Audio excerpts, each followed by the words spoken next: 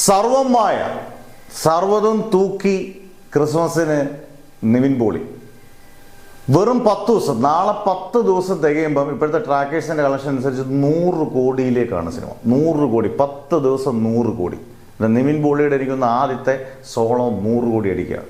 ഒരു ചില്ലറ കാര്യമായിട്ട് നമുക്ക് തോന്നുന്നില്ല. കാരണം ഒരു നല്ല രീതിയിൽ അതിനെ അഖിൽ സത്യൻ മേക്ക് ചെയ്തു. എല്ലാവരുടെയും പെർഫോമൻസുകൾ സൂപ്പർ. ടെക്നിക്കലി അത്ര ബ്രില്യൻ്റ് ഒന്നും അല്ലെങ്കിൽ നല്ല നൈസായിട്ട് ചെയ്തു പോയിട്ടുണ്ട്. നിവിൻ പോളിയുടെ നല്ല, ഞാൻ പറഞ്ഞില്ലേ, നമ്മൾ എങ്ങനെ നിവിൻ പോളിയെ കാണണം, അപ്പോൾ മോഹൻലാലിനെ മമ്മൂട്ടി എങ്ങനെ കാണണം, നിവിൻ പോളി എങ്ങനെ കാണണം, അതുപോലെ പ്രസൻറ്റ് ചെയ്തിട്ടുണ്ട്.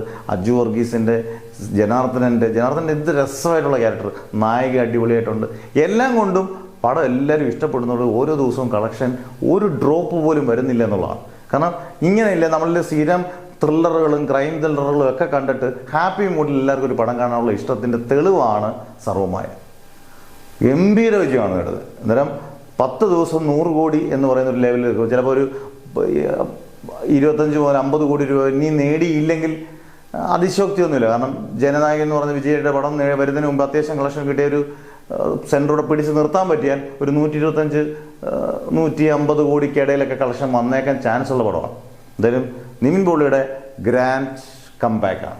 അടിപൊളി. എൻ്റെ ക്രൂവിന് നാളെ 100 കോടി അടിക്കുന്നുള്ള ഏകദേശം ഉറപ്പായി. എൻ്റെ ക്രൂവിന് അഭിനന്ദനങ്ങൾ.